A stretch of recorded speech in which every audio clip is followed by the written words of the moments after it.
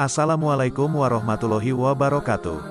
Sebagai seorang wali Allah, Sunan Giri memiliki banyak karomah yang sangat luar biasa. Simak dan tonton video ini sampai selesai ya. Namun sebelum lanjut, mari kita tebarkan syiar Islam dengan klik tombol subscribe, like dan bagikan informasi yang menarik dan bermanfaat ini. Berikut beberapa karomah Sunan Giri. 1. Mengubah pasir menjadi barang dagangan. Raden Paku sering membantu ibunya berdagang. Suatu ketika, beliau ikut berlayar ke Kalimantan untuk berdagang bersama rombongannya. Sesampai di Kalimantan, Raden Paku menjual barang dagangannya tidak secara kontan, akan tetapi boleh dihutang atau dicicil oleh pembelinya.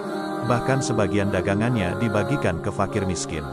Melihat hal ini, Abu Hurairah selaku orang kepercayaan Nyai Ageng Pinatih memprotesnya, karena bisa-bisa nanti pulang ke Jawa dengan tangan hampa. Dan benar adanya setelah 10 hari dan sampai waktunya pulang ke Jawa, orang-orang yang berhutang membeli barang dagangan belum pada membayarnya. Dengan demikian, kapal yang dipimpin oleh Abu Hurairah akan pulang ke Jawa tanpa membawa hasil apa-apa. Selain itu, kapal akan pulang tanpa muatan barang dagangan akan membahayakan proses pelayaran, karena dengan tanpa muatan akan mudah terombang-ambing oleh angin di lautan nanti.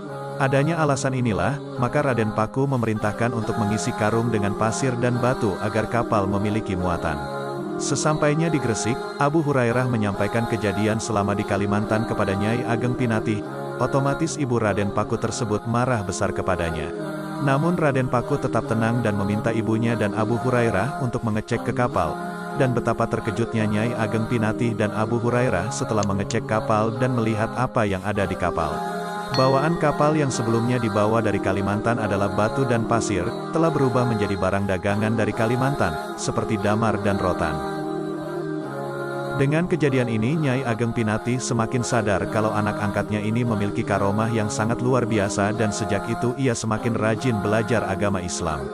2. Adu kesaktian dengan Begawan Minto Semeru. Kisah para wali yang diajak adu kesaktian hampir terjadi kepada para anggota Wali Songo. Seperti Sunan Kudus yang ditantang kesaktian oleh Ki Ageng Kedu atau Sunan Bonang yang ditantang oleh Brahmana dari India. Sunan Giri yang menyebarkan agama Islam juga mendapat perlawanan dari para tokoh Hindu yang sudah terkenal sebelumnya. Salah satu tokoh yang iri adalah Begawan Minto Semeru. Begawan Minto Semeru yang memiliki padepokan di lereng Gunung Lawu, di sekitar Jogorogo, Ngawi. Dia mempunyai kesaktian yang sangat tinggi, maka dengan adanya Sunan Giri yang berdakwah membuat dia naik pitam dan menantang Sunan Giri untuk adu kesaktian. Dia datang ke Gresik untuk beradu kesaktian dengan Sunan Giri, dan siapa yang akan menyerahkan dirinya kepada yang menang.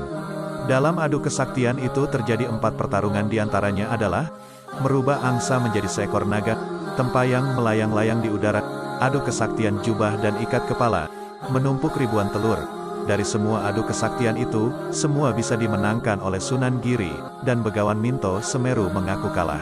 Akhirnya Begawan Minto Semeru menjadi santri di pesantren milik Sunan Giri, dan setelah beberapa bulan menjadi santri, akhirnya dia kembali ke padepokannya di Gunung Lawu dan murid-muridnya diajak masuk Islam.